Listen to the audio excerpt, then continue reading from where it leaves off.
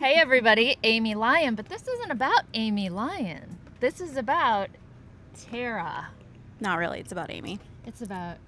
This is our family resource coordinator over at New Life Mission, Tara. Yes, that's me. But I decided to flip the script on Amy, and I want to interview Amy. I wasn't even planning on coming to be videoed, but Here we are. All right. We are. So Amy, how long have you been with New Life Mission now? A little over 7 years. Okay. 7 years. How did you come to New Life Mission? Oh, good Lord. And end up as the CEO? Yeah, you betcha. Well, I came from Minnesota. There you have it. Came here in 2014. I was a caregiver for my dad, and he passed away, and I really had lost my purpose. And long story short, it was in the process of writing an article. I'm a writer. For the opening of Joy's Place, our second campus, that I decided this is where I needed to work. That I had hit rock bottom's basement, and I didn't know what to do with myself. And I prayed and I was like, God, you gotta do something with me, because I've got this, at the time, 8-year-old boy, and I'm really struggling here. So he sent me on this little assignment for this little mission, and it had a big impact. And I decided I needed to work there, but I didn't just need to work there. I needed to be a case manager, something I'd never done before in my life. And now I'm here, just like that. Oh, that was fast. Yeah, easy peasy, right? Case manager to CEO. It sounds like a book. It does sound like a book. So I want to ask you, this is going to be a hard question. What would you say over the last 7-ish years would be your highest point, like your most favorite moment of being a part of this mission? Oh my gosh, you gotta prepare me for something like this. Okay, I'm gonna give it a thought for a second and let it just come to me. Okay. Well, this is really not planned. I guess my favorite moment is a moment with the moms, and it's always a moment with the moms, right? It's when I took the position as CEO about 3 years ago, and I was feeling really disconnected from them, and so I went to a Bible study with them, and we were talking about Rahab, who was labeled as a prostitute. And the moms, they're like, yeah, prostitute, oh my gosh, there's hoes in the Bible. Yeah, they said it. All right, they say a lot of things. We were talking about those labels that we all wear, and it was Stacy leading the Bible study. And I went first, and I said a label that I wear is, I feel like a little bit of an imposter. Here I am. I have a 2-year degree that took me 6 years to get. I don't have a 4-year degree. I don't have a master's of divinity.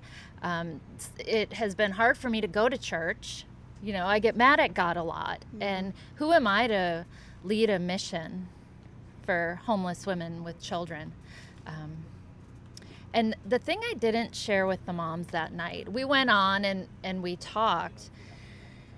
And the piece I didn't share with them, that if I had been really honest with myself, and I'm just going to be honest right now, maybe because I'm tired, I haven't had enough to eat, and the label that I would have shared is bad mother. Aww. Right? And I'm not a bad mother at all, and nobody would say that, and I know that about myself now, but I didn't at that time. And so I know how the moms, and I love them so much, I just can't even... When they came down this afternoon and they were like, we're here for you. I was like, wait, I'm working for you. But I'm being blessed by them and seeing their strength. Yeah. Every day. And the change in them. Yeah. One thing she's not going to say is that we had Bible study like 3 weeks ago, and our Bible study teacher couldn't make it. So then it was me, but then Amy was still there. And so Amy and I ended up taking the night over, and I loved watching her interact with the ladies because if you walk in a New Life, you don't know that Amy's the CEO. She's just so down to earth and in touch with everybody. And that night was really special because she shared, I shared, and the moms shared, and it meant a lot to them. So there's another point for you. Yeah. But, okay, the next question is, what would you say has been like the biggest obstacle New Life has had to overcome in the last, 3 years, we'll say? In the last 3 years, oh gosh, let me settle in. Okay, what have we...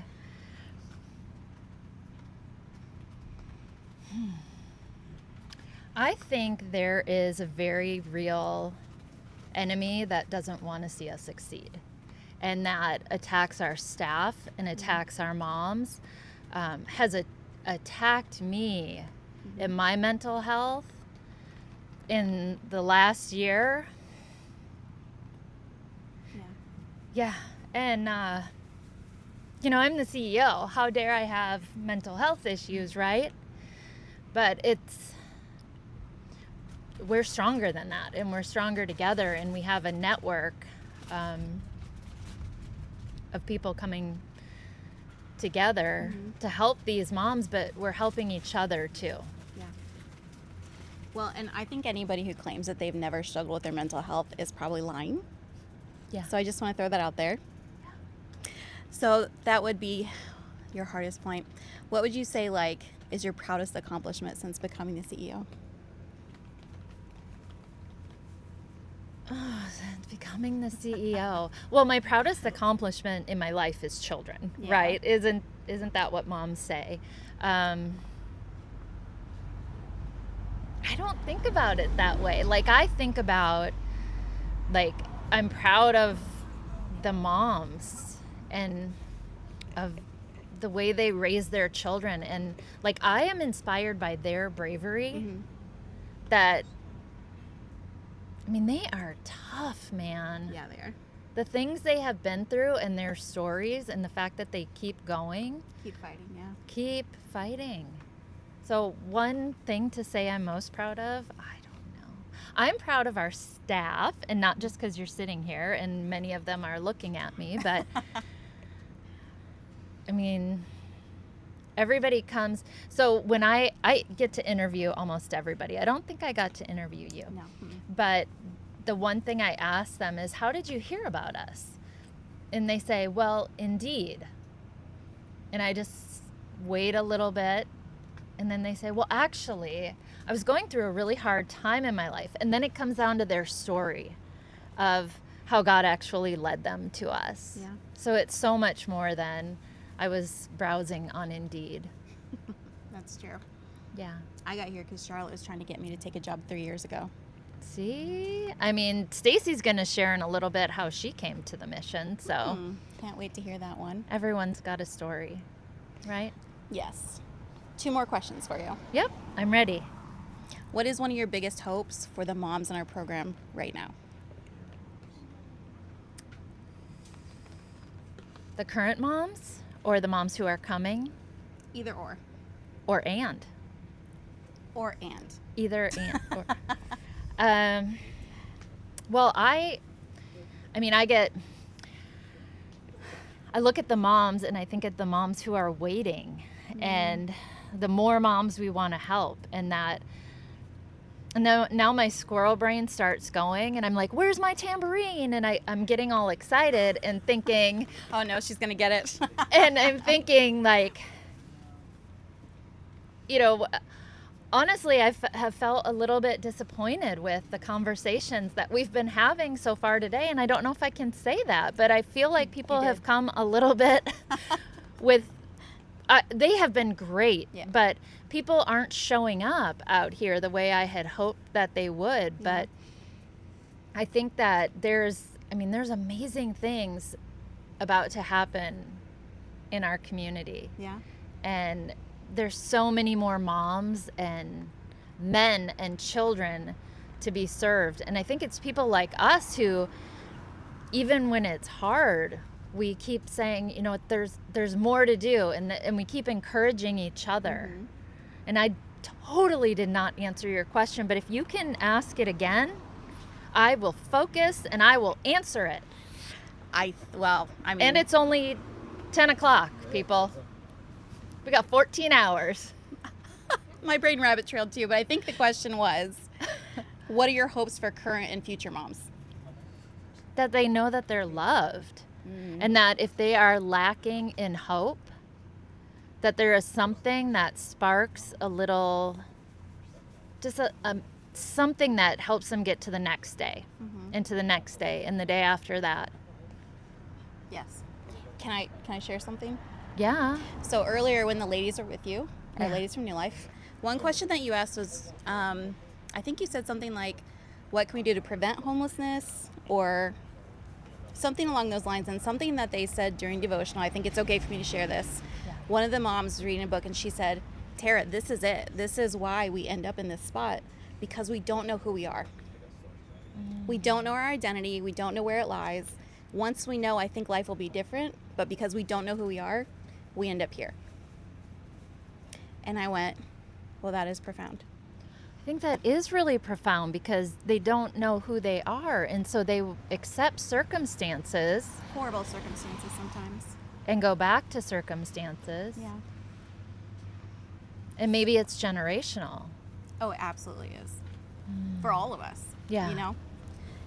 So, last question is, what would you like to see happen in the city of Melbourne?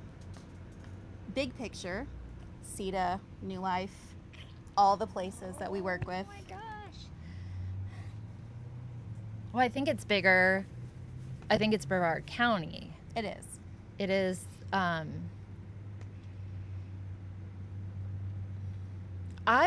want to see us be so on the front of homelessness and making it such a priority that we become a national model.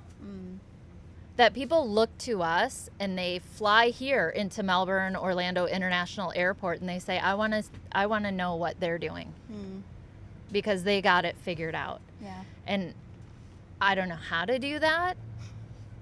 And that's why I serve an incredible God. Yeah. I think we're on our way. I think we're on our way. So. I think that's all the questions I have for you. That's easy, Tara. I know, you it's didn't too even easy. ask hard questions. All right, That's I can easy. come up with another hard one if you want. Well, I am going to actually pass the microphone over to the one, the only, Stacey Donovan, to talk about... Woo! Where's my tambourine? Stacey.